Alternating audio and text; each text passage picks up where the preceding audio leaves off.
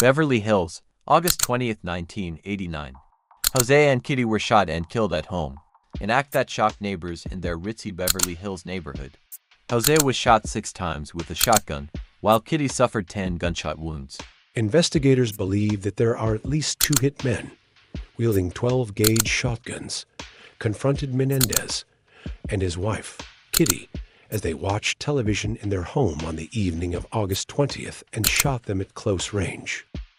Menendez and his wife were found slain by their 2 college-age sons, Lyle, 21, and Erik, 18, who had been out for the evening. When detectives arrived at the family home on North Elm Drive, they found Menendez slumped on a couch in the family's first-floor library. His wife was on the floor nearby.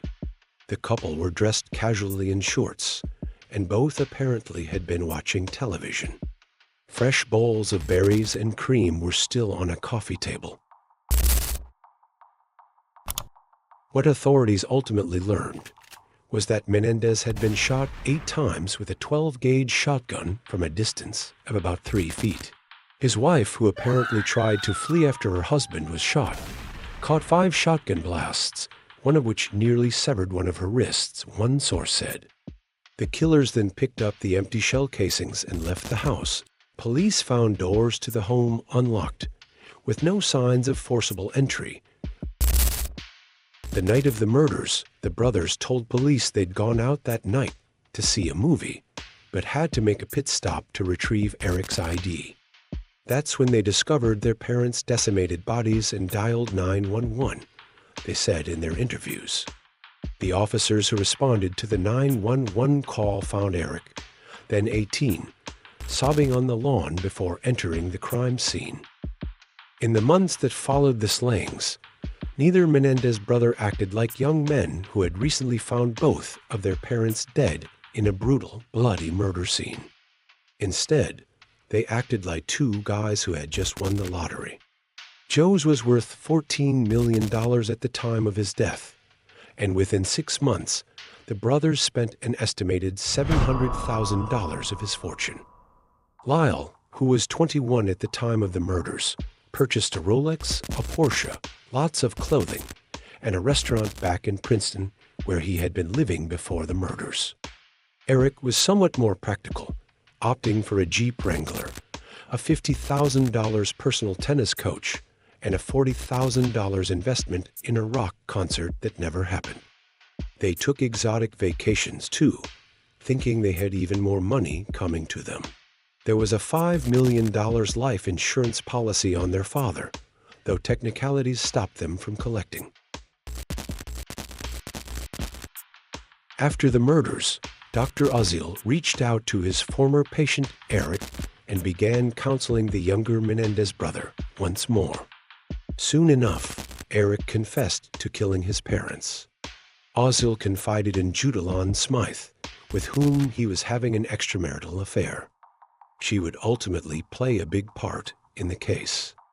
The therapy sessions continued, and Uzziel ultimately got both Erik and Lyle on tape, confessing to the murders. Erik said they'd done it to put their mother out of her misery, while Lyle made it clear that they were both in on the crime.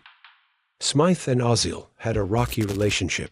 She claimed he was controlling and abusive, and after he allegedly attacked her, Smythe contacted the Beverly police to reveal that the Menendez brothers confessed to their parents' murder.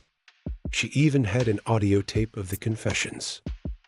March 8, 1990, Lyle was taken in. Erik, thousands of miles away in Palestine for a tennis tournament, hopped a flight to Miami, then to law, and walked into a police station 3 days later with his head down and a confession hanging in the air.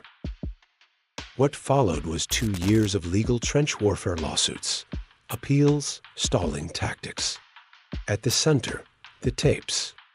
Were they confidential under doctor-patient privilege or fair game in court?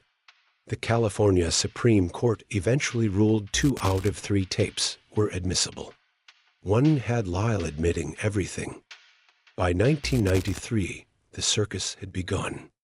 The trials were split, broadcast gavel to gavel on court TV, a network hungry for spectacle. It wasn't just a trial. It was prime time.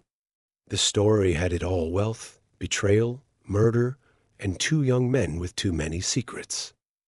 The prosecution said it was all about the money, the inheritance. The defense painted a nightmare: years of sexual abuse, manipulation, and fear. Graphic testimony left the public stunned. Lyle and Erik weren't just rich kids gone wrong. They were broken, angry, scared. The first trials ended in deadlock. Hung juries. No verdict. A retrial was ordered. Cameras were banned. The courtroom went quiet, but the stakes climbed. The judge tossed out most of the abuse claims, saying there wasn't enough evidence. Ironically, the woman who'd once turned them in testified for the defense, accusing the doctor of manipulation. It didn't matter.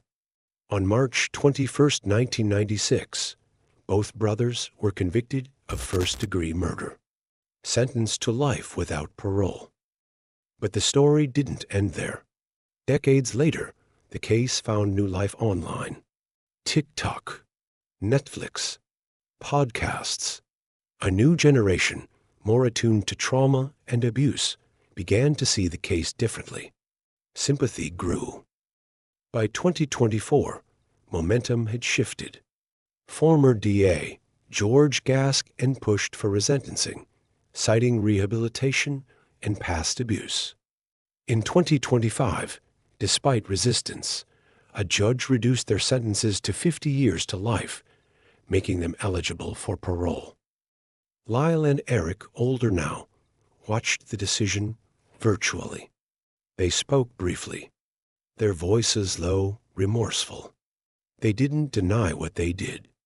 They only asked to be seen for who they had become. Their freedom isn't guaranteed. The parole board still holds the keys.